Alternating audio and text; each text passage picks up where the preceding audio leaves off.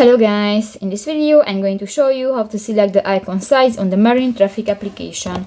But first of all, I just want to mention, please don't forget to subscribe to our channel, because at 100,000 subscribers we are going to show you our YouTube revenue statistics and growth strategy of to make money online. So let's jump into it. First of all, open the application on your device.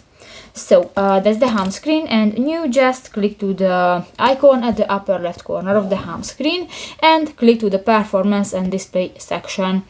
Here you can find the icon section, size of elements on the map like vessels and port icons. Here you can select the small, the medium, the large, the XL or the XXL button. Actually I use the medium, but if you want to, for example, use the large, just click that and that's it. So that's pretty much it for this video, guys. See you in the next one. Bye bye.